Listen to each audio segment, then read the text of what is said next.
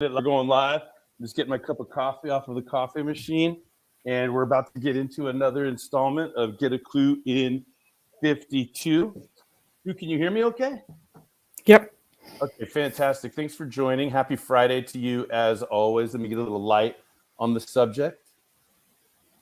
All right. So I'm lit in the home office, and we are doing another installment of Get a Clue in 52.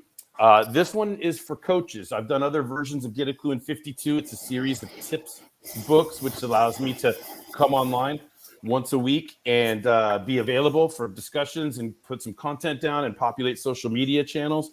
And I think I'm due for a haircut, and that's a sore subject. But anyway, I digress. Happy Friday. So Get a Clue in 52. These books have 5 categories. So the first installment that we did, the categories were communication, networking, marketing, sales, and accountability. Then the second installment of Get a Clue in 52 that we did was the entrepreneur edition. So those 5 categories were personal branding, business acumen, business ownership, leadership and influence, and then work-life balance. And now this version of Get a Clue in 52 is for coaches. So the 5 categories that we're dealing with here are self-promotion. We did 11 tips in the self-promotion category. And then we went ahead and did 9 tips in engagement or enrollment. I use those words interchangeably. I say that because if you're coaching for a practice or for income, or you want to be a coach as a profession and build an income in a career, or a business as a coach. I don't even like saying business, a practice, like income from coaching, right? You want people to hire you. You want enrollment. You want people to enroll in your coaching programs. But if you want the skill sets, the tools of a coach in your toolbox, and you're some other form of leader, what you want is engagement, employee engagement. So enrollment or engagement, they're the same thing. It's just, what's our purpose for coaching? Is it one of the tools that we have in our toolbox as a leader overall, or are we trying to build all of our revenue around this practice, right? And so that's the distinction between those two words. But we did 9 tips in the enrollment section. And then, without reviewing all of those, and that we got through that. And then last week, we started the 3rd section of the book. I can't believe it. Happy June. Where's the year going, Sue? We're in So June. fast. Yeah. We're in June already. So what we're doing here is we're in the category on motivation. So after we get through our tips on motivation, then we'll get through tips on accountability. And then finally, the last 12 tips of the book, the last 12 weeks of the year, I'm going to have a lot of fun. I'm going to be very silly and very wacky and very jovial in my reading of my stream of consciousness writing. Because really, like, it's almost in memory when I think back to when I was writing the book, it was therapy. It's like therapeutic. I was writing tips for other people, but I was like processing all of the mistakes I've made and all the challenges I've overcome and all of the boulders that I've pushed uphill. And I'm not even anywhere near where I want to be. I'm still going. I've been coaching for money for like 17 years or something like that. And I still consider myself like in need of so much learning and growth for myself. But one of the best ways to learn is to endeavor to teach others. So here we are. And what we did last week was we opened up the section on motivational coaching, and I've got banners and all of this stuff that we could do. What do we do? 10 tips on motivation is where we're at right now. I'm not going to go through all the other banners and review all the other tips. We're too far into the middle of the book now to do a stepwise review of every single tip as we have in the past. I will tell you that as Kluby snacks go, motivation plus accountability equals results.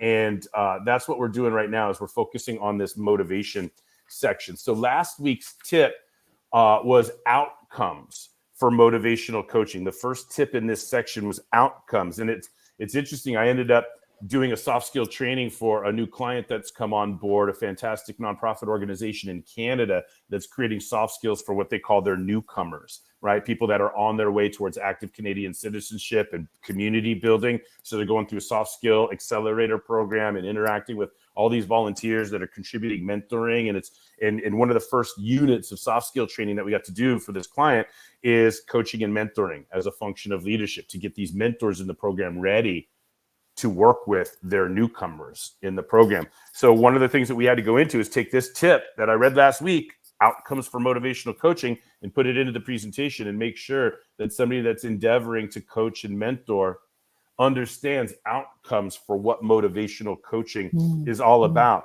And so, it's all about rapport and getting crystal clear and having breakthroughs, seeing, learning, knowing, feeling things we didn't know before, feeling empowered with a readiness to act, and arriving at decisions on their own, but aided by light we shine on their options, of course, and making sure that of all of the rapport building and all of the motivation and all of the discussion and all of the option illuminations that take place, it still has to end with an action item. Every single session, even if we're just doing motivational coaching, not even accountability coaching, even so, we want everybody that we're working with to take some sort of action on what we've discussed in that session. All right, what can you commit to right now that would apply or deepen or actualize the value of the session? We want it to translate into action item always. So that takes us to tip number 2, and I'm ready to get rolling. Page number 91, if you're following at home. We take a sip of coffee, and while I'm doing this sip of coffee, seems to me like a really good time to say, hi, Sue, do you have any comments or questions before I get into the reading of today's tip?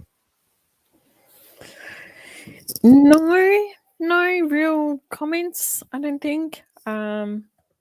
Just that, I think I'm really keen to hear what you've got to say. Yeah, you know what? That's funny because I am too. So let's do it. I'm really keen to hear what I'm about to say. And what we're talking about today is emotional tools. Let's see. What each folder is limited. How interesting. Okay, that makes sense. I just found out a new thing about StreamYard, which is that they only allow a certain number of banners, right? Right. That's okay. So I got to delete some. That's so classic, Jeff. All right. Okay, there it is. Let's see if that goes. Don't give me do not. Tip number 2, emotion. All right, 22. Here we go. Emotional tools, right? So the idea is, real quick, let me set this as an overview. If there's a million things that we do to provide motivational coaching, I just talked about 6 outcomes that we want to keep in mind and guide our efforts, right? But if there's a million things we do in order to achieve those outcomes, all 1 million things, in my opinion, fit into 2 categories. External motivation with strategies, tactics, and resources, and internal motivation with mindset, habit building or breaking, intervention, emotional addiction, peel the layers of the onion, right? So internal and external. External motivation is easy, strategic, tactical, resourceful, action taking. But you could have the best boat, you could be the best sailor, you could have the best crew, you could have a blank check, you could have the best map. Doesn't matter if you believe the world is flat, right? So when it comes to that those are the 2 distinctions. So when it comes to strategies, tactics, and resources, what kinds of areas do we want to be able to have strategies, tactics, and resources to suggest to our clients? Well, we're starting here with emotional tools. We'll get into relationship tools. We'll get into physical tools or financial tools. There's a big toolbox that we want as motivational coaches or leaders able to provide motivational coaching. So that's where we're coming from. We're starting on emotional tools. Here we go. And it's so funny. I'm laughing at myself, Sue, because before I start reading word for word, I usually preface, because I'm so clear on my thoughts on all of this stuff. So I preface, and then I get into reading word for word and end up reading word for word what I just prefaced with. So let's see if that happens again. Here we go. All right. Thank you for joining on a Friday. It always gives me great energy knowing that you're here, Sue. Thank you. All right. In coaching, it is our knowledge of strategy, concepts, techniques, resources, exercises, etc., that are the tools of our craft. For motivational coaching, there are 4 primary emotional tools that I lean on most. Sometimes I'm relying on this knowledge during my listening, and other times I need to explain this information to or exercise this information with the client. The first tool is our understanding of human needs. There are many ways to acquire a deep understanding of the predictable drivers of inner psychology and decision-making.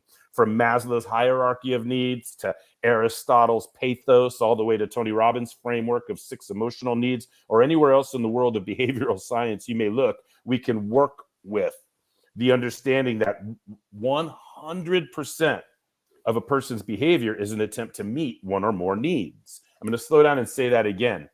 This is critical. It's almost Kluby snackable, right? If we as coaches and leaders if we understand that 100% of a person's behavior is an attempt to meet one or more needs, we have made a big leap forward in being able to support somebody. Okay, I'm going to keep reading word for word, and then we'll have a discussion as we go. Some attempts are conscious, others subconscious. Some attempts are sustainable, others are not. Some attempts meet only one need, others meet several. The tool of it all is being able to help clients understand what needs are being met by current behaviors. I'm going to say that again. The tool of it all is to be able to help clients understand which needs are being met by which current behaviors and which needs are being ignored, which needs are fulfilled at a high level, and if that is at the expense of other needs. Are needs being met in balance or out of balance? I use my understanding of needs to help clients recognize and confront painful or destructive behaviors. The next emotional tool I keep super handy, like all caps, like super handy, right, is my understanding of an automatic behavior in all human beings called ego defense. Our instinct to flinch, scream, swat at, or run from a startling perceived, here comes Margot. All right, here we go. I'm going to stop what I'm doing and get Margot on board right now. You betcha. Hey, Margot, what's happening? Well, I'm a little sick. Oh, come on. You don't look sick. You look fantastic, as always. I think that blue is a really good color for you. Oh, my goodness. That's not good. Yeah. All right. I know. Look at you. We went to I don't know whether to thank you. grandkid. I don't know whether to thank you for being here while you're sick or tell you how crazy you are and go back to bed. I'm not sure what to do. Anyway, here we go. Let me continue the read and we'll see if we can gather ourselves into some valuable conversation. So the second emotional tool I keep super handy is my understanding of an automatic behavior in all human beings called ego defense. Our instinct to flinch, scream, swat at, or run from a startling perceived physical threat is called fight or flight response. It's automatic.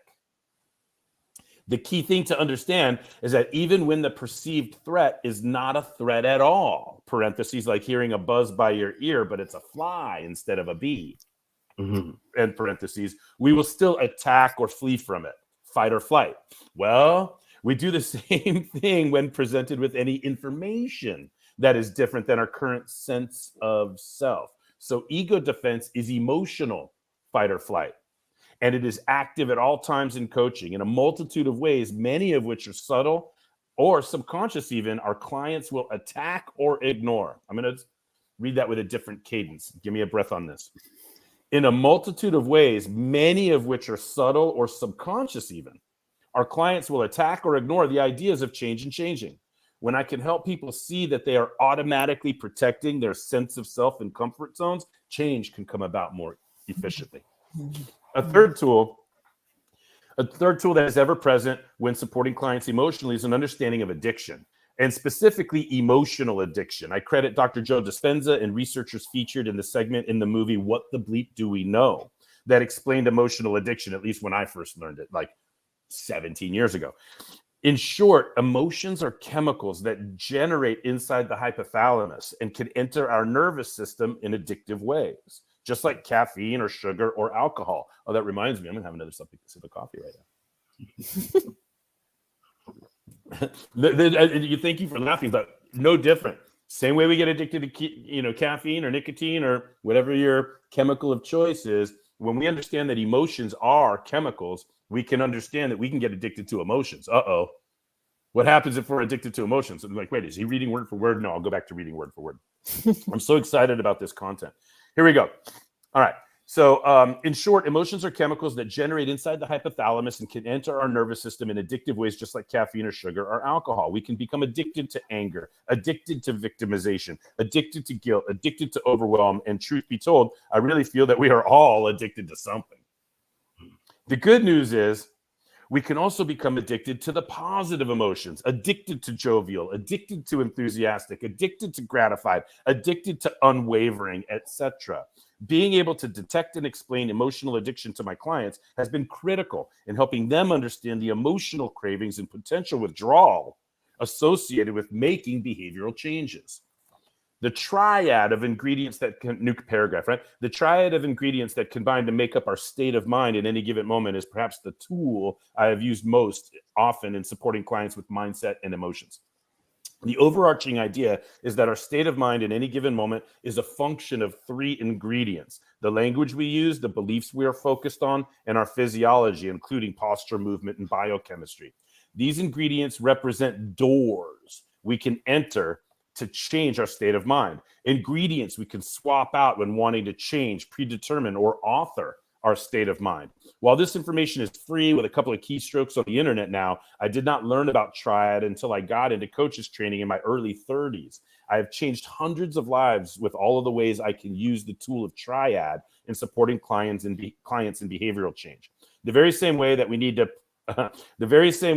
peanut butter, jelly, and bread for one kind of sandwich, but ham, cheese, and bread for a different kind of sandwich, we simply need to proactively choose or alter the 3 ingredients of Triad: language, physiology, and beliefs in order to get a different state of mind. The importance is obvious in that all of our decisions and behaviors are a function of our state of mind in any given moment. Overcoming ego defense, emotional addiction, the pain or imbalance of unfulfilled needs, as well as building new habits, are all dependent on our ability to manipulate our triads for productive states of mind. All right, there you have it. A lot of wordiness there, right? Kind of fun vocabulary choices, but we're going to open it up for conversation now. Tip number 22 is emotional tools. There are more, but I highlighted a couple of the ones that I use most commonly, most frequently, that would anchor what I would train. If any of you want to get into like one-on-one training with me, this is free that we do every week. But anybody out there, if you're like, God, I want Jeff to mentor me, I want Jeff to train me, I want to know everything Jeff knows, this is going to be the lead on these tools, right? This is I don't want to say Klubeck's greatest hits, because I didn't necessarily come up with these tools. I learned about them and I learned how to implement them. That's what I'm really good at, is learning how to listen carefully and implement the right tool at the right time and know when to get into a discussion of needs or when to have them write a triangle out and label each wall of the triangle with language, physiology, and beliefs. And right, Sue, you've been in mentoring with me. You've gone through these processes. So you understand it's really it's funny, so many things in life are as easy to understand as they are difficult to apply, or as easy to understand as they are difficult to implement. And when we're talking about behavioral change and fight or flight response and emotional fight or flight and ego defense, and it's tough, right? So, people think, oh, coaching, I know what a coach is. What is a coach? Are you kidding? This is work. It's skill, it's patience, it's listening, it's having command of the tools back here, staying focused on who's in front of you and being able to quickly bring out whatever tool you need in the moment to make change, positive change, to help people on their way. So you can tell how passionate I am about this topic. It's just 22 tips. We got 30 to go after today. But what do you guys have to say or ask or share about what we're talking about today? Let me see if I can read a comment here. Someone says, hi, Jeff and Sue. I don't know who that is. It's just Facebook user. So hello, Facebook user. It might be Patty. I'm not sure. I don't know. It could be Patty, right? Whoever it is, Sue, they know both of us. Yeah. So what do we got for tip number 22? Yeah, Jeff, I love this tool. And the one that really speaks to me is what you said about the importance of the coach listening for those defenses, listening, helping the client to see things that they can't see for themselves. We often hold up that mirror, and it's all based on our listening, though.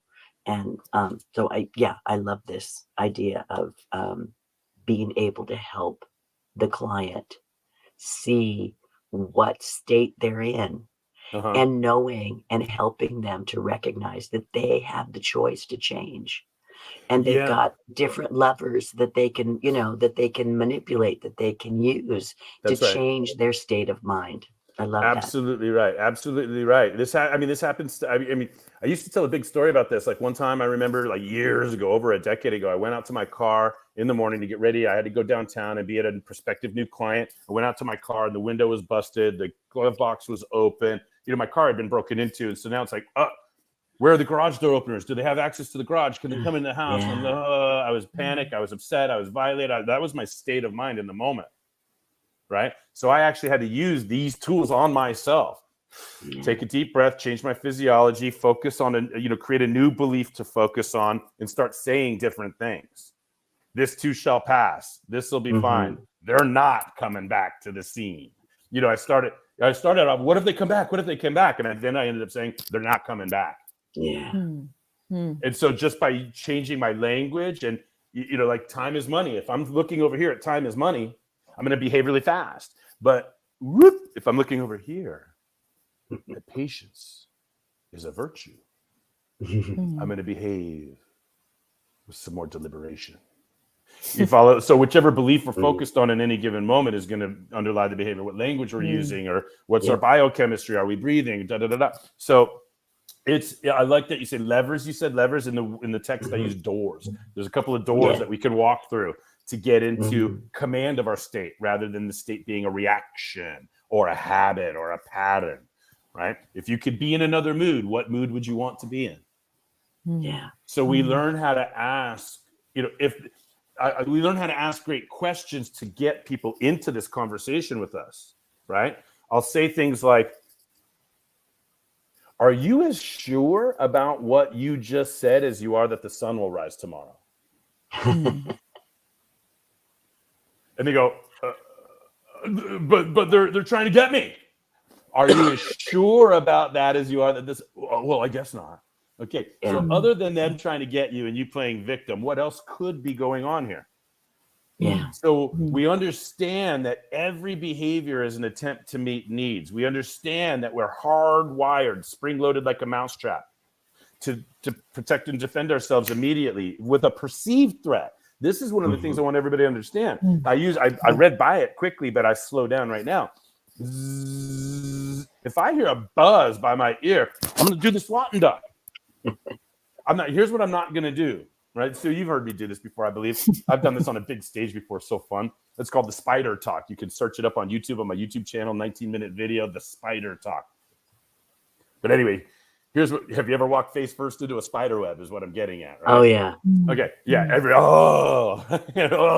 wants that. But here's what happens when I got to take the glasses off my face. I can't even do this with a straight face with glasses on. When you're walking along and whoop, you as soon as your face hits the spider web, you don't say, what should I do?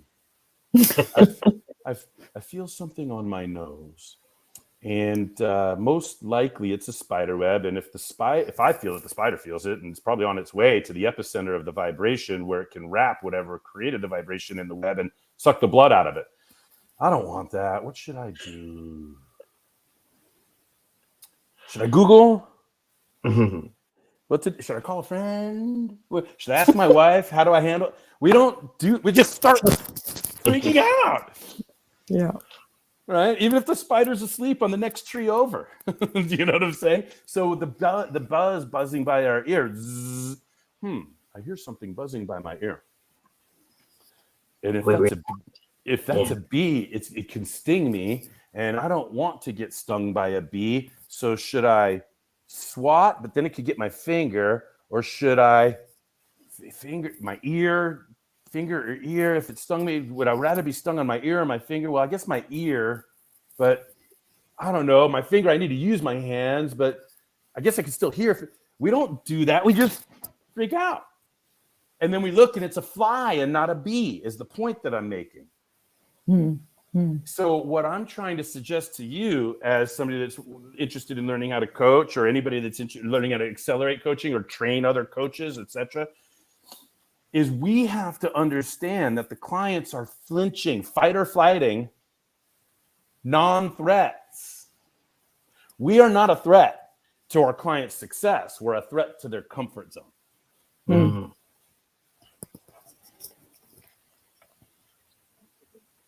I'm just going to let that one sit because I felt a note-taking moment there. Yeah. We are never a threat to our clients' success. We are always a threat to their comfort zones that prevent them from succeeding, right? And so we have to understand that here we are, they're paying us, right? If we're coaching for money, right? They're paying us. And they'll still fight us and resist us, and they don't know they're doing it. But we know. Yeah. And instead of saying something like, why are you fighting me? I'm the coach. You're not coachable. I'm going to fire you. You're wasting my time. That's not a coach. That's an egomaniac. Make sense? I'm going to say, hey, can I tell you why you just resisted that suggestion? Or is that the right language pattern that you'd like to use? Tell me that one more time, but use 3 different words. You go, huh? Just try it. Yeah. You follow their they're not aware sometimes. So these are important tools to understand, emotional tools that, fight or flight, emotional addiction, the drivers of inner psychology, our needs. Every behavior is an attempt to meet one or more needs. That's fantastic. When you say, well, here's 6 emotional needs. Your current behaviors, which needs are being met, which are being ignored, which are being met at a high level, at the expense of others. Are you meeting one need, 2 needs? Are you meeting all 6? Right? And, whether it's, like I said, whether it's Abraham Maslow or Aristotle, Logos, Ethos, Pathos, or Carl Jung, or, any of the behavioral science, or, Brian Tracy did some great work on human motivation. I mean, what motivates people to succeed has been studied. So, there's not much new under the sun, but a lot of times our clients think like, what's going on? Or they're in doubt. And for us, we already know what everybody wants. They want a sense of certainty. They want a sense of excitement. They want a sense of connection. They want to matter. They want to grow, and they want to give. That's it. That's all we're trying to do. That's it. Those are the 6. So it's funny when we say, hey, so tell me what's bothering you, or tell me what needs to be different. They'll go into story where we're trying to get them to pin down a label so we can work with it. And that effort to label the areas that they want to move on. We talked about this earlier in the book, and CICR, peeling the layers of the onion, so that they can access answers. But once you label something, you can work with it. Right now, they got to do the work, right? So we have to know that there's going to be resistance. There's going to be bobbing and weaving. There's going to be smoking and mirroring, slipping and sliding, swatting and ducking. And if we're not aware of that as coaches, when we're endeavoring to coach, we're not going to be as successful. So what else do we say about today's tip? Yeah, one of the things I love about the human needs and helping to build that awareness with a client is it opens them up to shifting their perspective from what's out there and blaming the external for whatever it is they're trying to deal with, and becoming more reflective and aware of where's the driver, that it's building that awareness of actually that's an internal driver that maybe they hadn't even considered, and most likely have just become automatic in terms of their reaction. Very automatic. That's very automatic. That's the point I'm trying to make. If I walk into a spider web, I don't sit there for 3 minutes and deliberate in an analytical pattern about what I need to do about it. I just start swatting my face and freaking out. The funny part of it is, Margot, have you ever walked into a spider web and then you start slapping your face, jumping around, and you're freaking out because you don't, like, sometimes you walk right through the web and you don't want the web to wrap around you and have a dangling spider behind your back that you can't see. Right? So now you're triggered with the heebie-jeebies. I'm sorry to make you laugh because that'll make you, I'm sorry. But I gotta be me, right? So here's what happens. First of all, we freak out. We look around, there's no spider. But if you're like me, like terrified of spiders, I will take off my shirt. Have you ever done this? Take off my shirt and I will start flapping it like I'm folding bed sheets to make sure there's no spider that got inside the collar I'm not taking any chances. No dangler behind me, nothing sneaking inside. I'm inside out. I flip it and I turn it inside out and I flip it again like bed sheets. And then I put it on, and then I don't stop there. I go to the nearest water source I can find. As soon as I get into a building, I go and I wash my hands and I take the towel and I wipe it all around so that there's no web remnants anywhere on me. Now 10 minutes has gone by. Right? And I would bet $1 million, literally, by statistical probability, that there's no spider on me. Yeah. But as soon as I walk underneath my air conditioning vent and it blows my hair on my ear, I start freaking out again. I feel one hair hit my ear from the vent under the air conditioning, and I start freaking out all over again, even knowing that I would have bet $1 million 2 seconds ago that there's no spider around. Why am I saying all of this? Fight or flight is automatic. It's the first responder, even when we're not threatened. If we don't know that as coaches, we're going to have a hard time being world class. And that's, my opinion, of course. Happy Friday, guys. What else can we talk about today? What do you got, Margot? So a dear friend of mine named Carol Corsi wrote a book on emotional agility that I read many, many years ago. And it's always sort of been foundational for me in terms of helping clients recognize that they have the choice to step into another emotion other than the one that's consuming them right now. And they often fight and resist and say, that's too hard. This is, this is just who I am. This is just how I am. So I will suggest to them that it's like just taking on, take off the coat they're wearing and try on another coat. It doesn't have to be forever. It's just to try it on, look, see how it feels. If they don't like it, take it off. There's a bunch of coaches in their closet, but coats in their closet. They're next to all the skeletons, by the way. So sometimes it's just helping them recognize that it's something they can try. It can be easy. It can be fun. It doesn't have to be, okay, you have to change your life forever starting the next moment. It's just like, we're going to play, we're going to practice, we're going to do something different, and then talk about that experience and see what it was like for them. And if they didn't like the one, that they tried on, well, let's explore something else. And make it playful, make it fun, make it not so have to be so hard, so heavy.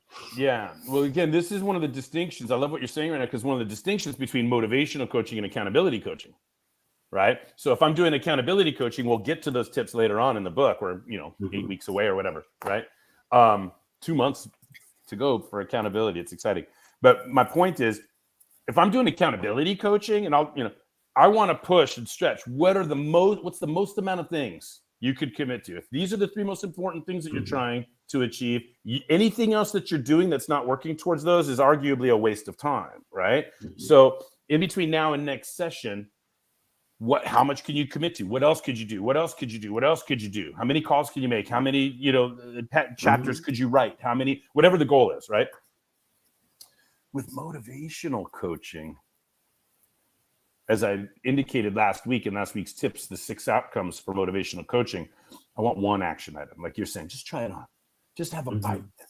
It's a rule in our family. Just have a bite. We got to taste it. If you taste it and it's a bite, you tell me you don't like it after that. And I always pay attention to my kids' faces, and they hate it. They want to taste it and look away, because they know that if I see their face when they taste it, they are not going to be able to hide how good it is. And they just got done saying, I don't like that. It's like, what do you mean you don't like that? You haven't tried it. You got to try it. If you try it and you don't like it, right on. And sometimes, most of the time I'm right? And I try to tell them, hey, I'm not going to ask you to try anything if I don't think you'll like it. The only things that I ask you to try are the things that I think you will like. Now, I've been wrong. Dad, I didn't really like it. I once had the most recent example of that is I had my son Brody try a hard-boiled egg. He's like, Dad, I don't know. The white part's okay, but I don't know about the middle part. Okay, right on. You tried it. Hard-boiled egg, 10-year-old. I don't know. Anyway, but I like your metaphor, like the dressing room. Everybody's excited in the dressing room. You don't have to buy it. You don't have to wear it out. Yeah. You don't have to put it, on credit and pay interest on it. You just got to try it on. And by the way, the other thing too is what I thought of when you were sharing that analogy is that sometimes we try something on in the dressing room, like, I don't know. And then we come out of the dressing room and whoever we're with goes, oh my God. Oh, really? Yeah. So sometimes we don't think it looks good on us, but the rest of the world's telling us it looks great. And so, but we start with that try on, and then we can reinforce. Then we could build strength and confidence, but we got to get people moving off of their stuck positions, etc. Yeah. So here we are in tip number 22, get a clue in 52. This is for coaches. So all 5 categories here are about like promoting yourself as a coach, getting coaching clients, delivering world-class coaching, and then building a coaching practice. Essentially, it's very chronological the way it's laid out. Thank you so much, Margot. You're here. By the way, do we have any quick plugs for Professional Coaches Alliance? Is anything happening that you would like to share with the world about Professional Coaches We Alliance? have a wonderful speaker next month. Actually, it's this month. It's June already, isn't it? Can you believe it? On the second Monday, we have Mary Kravitz talking about how, getting clients, great. lead generation, closing the deal. It's all about building your business by being able to identify and bring clients in. It's going to be a That's great talk. yeah. I love it because like I go back to like tip number 5. Mm, Let's get super honest about why we're coaching.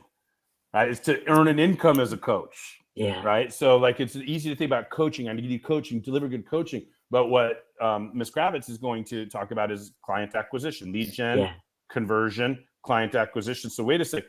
Those are terms that work. They're for any business. Coaching is no different than any other business. So we still have to do sales yeah, and marketing and lead gen and conversions and so forth. So a lot of times coaches don't see themselves as salespeople, don't see yeah, themselves as marketers, don't see themselves as business owners. Well, you either need to do that or hire teams to do that. And then yeah, everybody has marketing PTSD because there's so many marketing opportunities out there and nobody knows what's going to work or what's going to fail. And so there's a lot of challenges to this practice building thing that I'm going to talk about in the last 12 tips. But I love yeah, what you're saying right now when Professional Coaches Alliance is committed, absolutely committed to helping aspiring, emerging coaches build their practices and seasoned coaches build biz lab, yeah, collaboration, etc. So the mission of Professional Coaches Alliance isn't necessarily to teach you how to coach. It's to help you build your coaching practice, build your coaching business, build your acumen, build your etc. So that's exciting stuff. Exciting. yeah. Professional Coaches Alliance. It's a very easy website to find. .com. And membership is super affordable, and there's all kinds of great people. Don't just take mine or Margot's word for it. There's a lot of other cool people in Professional Coaches Alliance as well. Indeed. And it used to be San Diego Professional Coaches Alliance, but we dropped to San Diego so we can have an international reach, Sue. So Well, all the and because during the pandemic we went virtual, Virtual. and we've got members from all across the country now, so it's great. And Yeah. Canada. Yeah, that's exciting. And we're getting not only expanding our geographic reach, but we're getting out of our Zooms and into in-person networking events, and we're building archives of really incredible content. So you talked about Mary Kravitz coming on board. Well, once she's done, we're going to record it and it'll be available in the archives for all of our members. So we're building tons and tons and tons of value in the Professional Coaches Alliance. Margot is the VP of programs, and by now you should all know that I'm VP of communication. I don't know how I got that job, but I'm trying my best to communicate. And somebody said he was good at communication. I don't know. yeah. I don't know. It depends on which bathroom all you read. But anyway, that's my joke. You know how long it took me to write that, by the way? Sorry, I'm joking. I'm being silly on a Friday. So what else is there to kick around or discuss? We are in the middle right now. Not middle, but we're in tip 2 out of 10 tips overall on motivation. Last week, we talked about 6 general outcomes that we want to keep in mind. And now we're getting into our toolbox. Today, we talked about emotional tools. Of course, next week, we're going to have, what is it? Physical, I believe. Yeah, physical tools next week. Fun stuff. So I'm going to talk about some of my favorite physical tools, mental, emotional, and physical. We're talking about our health, right? That's what we're talking about. And then we'll move on to relationships and finance and some other tools for our toolbox as coaches. But let me go ahead and just, we've got like 7 minutes unofficially, but are there any other comments, questions before I introduce a last call? I really like what Margot's offering in terms of that idea of being in the dressing room and having a try, just having a go. And certainly these tools that you're talking about here, I have found very powerful in that conversation with a client, but also building your own self-awareness and strengthening the conviction and the confidence that you show up with. Yeah, I got to tell you, even speaking from my own personal experience, it can be challenging when you find yourself in an unwanted mood. The challenge is getting out of it, right? Yeah. But as soon as you have it, how do you do it? And we're talking about some of these tools we can lean on. Yesterday I found myself getting like 3 different pieces of unwanted news, which created unwanted mood. And I found myself going, oh, that sucks. Wait a second. Like literally almost like moving my head over here to focus on a different belief that I could start building self-talk around, to interrupt the flow of negative emotions out of my hypothalamus on this thing and get into this thing so I could be in action, right? I talked about that example years ago when my car got broken into, and I immediately authored my state of mind to carry on with my day, where a younger self, a less educated self, especially in this content, would have freaked out and made a big mountain of this problem. But it was just a hiccup based on what I did in my head. As you were saying before, that Sue was saying before, it's so easy for people to blame something external to themselves. This happened because, of that, or, and point to something external. But the real challenge is to look inside and say, my reaction is what I have the control over. It's actually something internal to me that I can regulate, that I can alter, that will create a different outcome, regardless of what's going on external to me. So that was beautiful, Sue. I like that. Yeah, fantastic. I mean, and again, it's I mentioned one of the emotions that we can become addicted to is victimization. In my coach's training, I lean on the feelings chart, where I've got 70 negative emotions on one side of the page and 70 positive emotions on the other side of the page that are categorized 10, 10, 10, 10, 10 across 7 categories, A, B, C, D, E. And the categories represent vibrational frequency, if you will, without getting too far into the rabbit hole. But it's really fascinating when we can draw a triangle. We could say inside the triangle, write SOM, state of mind equals, and then at the bottom on the inside of the triangle, put a variable, a line for a variable. So on the left side of the line, put the negative unwanted mood, victimized. Okay, now slash that, and let's go shopping for positive emotions. We have 70 to choose from. What mood would you want to be in instead of victimized? What's the positive mood here that if you were in that mood, there's no way that you could feel victimized? And they say, well, let's say unwavering, or let's say hopeful or enthusiastic or unwavering. I'll say, okay, put that now inside the triangle and let's build those ingredients. What physiology is unwavering? What language would you use if you were unwavering? What would you have to believe in order to be unwavering? We could start to reverse engineer the moods we want to be in. I'm kind of maybe going down a rabbit hole right here, but if you're following, you're following. And like you said, levers to press, doors to enter, ingredients to swap. Remember, if you want a ham and cheese sandwich, you need ham, cheese, and bread. But if you want a peanut butter and jelly sandwich, you need peanut butter, jelly, and bread. So if I want to be victimized, these are the language, physiology, and beliefs. And if I want to be empowered, these are the language, physiology. And it becomes math instead of emotion. It becomes logic instead of emotion. It becomes workable. It becomes solvable. It becomes actionable. Instead of, I don't know what's going on.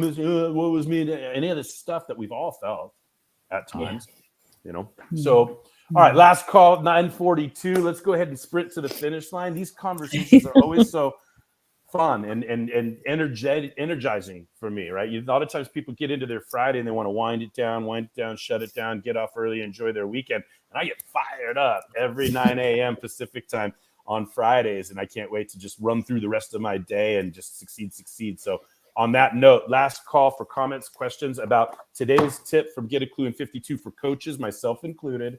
Tip number 22 is a review of some emotional tools that we can use as motivational coaches, or leaders providing motivational coaching inside of any leadership session. I just say, come and join the mentoring where we can actually have that practice of these tools, because it's a lot of fun.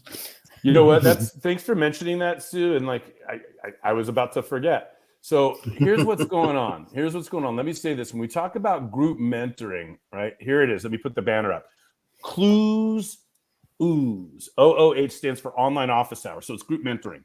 So what we do is every month we do 3 live sessions. Plus we have over 100 in the archives, because I've been doing group mentoring for a couple of years now. So all of those archived sessions are recorded. And what you would want to do is go to tinyurl.com/TIG. That's for the integrity game.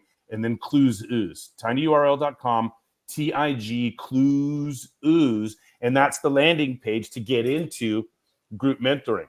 And you have a code here, TIGVIPGM, stands for group mentoring 50. So that means 50% off.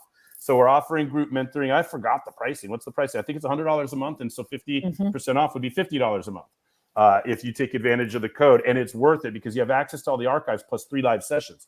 So here's what I'm doing for free. If this is valuable at all, imagine when we get in private, we go deeper. I call it Kluba diving. We go much deeper. We role play, we case study, we exercise, we apply. You can ask me questions. You can bring situations that you're dealing with in your endeavors into the group mentoring and get feedback, not just from me, but the other people in session. And we want to build it. It's not something that I promoted aggressively publicly for the first 2-3 years that I did it. This year, I'm committed to letting the world know, hey, group mentoring is pretty cool, and you guys should check it out. Sue, thank you for reminding me to make that available to everybody. And if you want any sort of sample or test, or you want to meet with me one-on-one and ask a question and find out more about it before you jump in, I'm very easy to find. You can schedule one-on-one time with me using this link right here, meetme.so/getaklu. Thank you for prompting that, Sue. I really appreciate that. And yeah, and by the way, those of you that have been following these tips every week, you know that I built my coaching practice offering 2 complimentary coaching sessions. So if you're like, hey, I want 2 complimentary coaching sessions with Jeff or one of the coaches that he's trained, you can go ahead and get scheduled there, and I'll take a look. And that's still on the table for people. I like to assign complimentary coaching to other coaches that I've trained, but sometimes I need to handle it myself based on your circumstance. So all of it's available, 100% of it. But most importantly, get into the Professional Coaches Alliance. That's like the most affordable thing you can do to grow your career right now if you're an aspiring or emerging. If you're seasoned, think about the Business Builder option, which is fantastic. And there's a lot of great collaborations that are happening there. What else? Sue, thank you for that. Margot, anything else from you as far as last call is concerned? No, I'm good. I'm so glad I got on. Sorry, I was a little late. Yeah, I got to tell you, a coughing fit. Yeah, I got to tell you, I'm just impressed. I mean, how else am I to make meaning of this other than that you think that what we do here every Friday is so valuable that you're here, despite being sick and knowing that you may cough, knowing how jovial I am, that I'm going to make you laugh, make you. It's like, I'm going anyway. I'm going anyway. Yeah, so like bravery is like, I don't care what's out there, I'm going. It's kind of foolish, right? Courage, on the other hand, is knowing what's there and going anyway.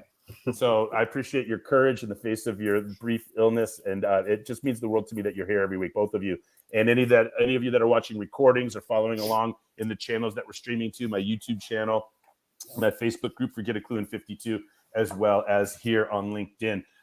As well. So those 3 channels, we're putting these out every week, and I'm just grateful for everybody that's checking it out and seeing what we have to offer. All right, anything else for today before we dismiss?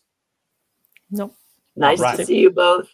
Thank you guys. Yeah, I love you hope guys. You're feeling better, Margot. Yeah, thank you. Well, like I said, you don't look sick. You look great. So I hope you keep feeling great, keep looking great. Anyway, thanks for being here. It means the world to me, you guys. We'll see you next week. Bye, everyone. Bye.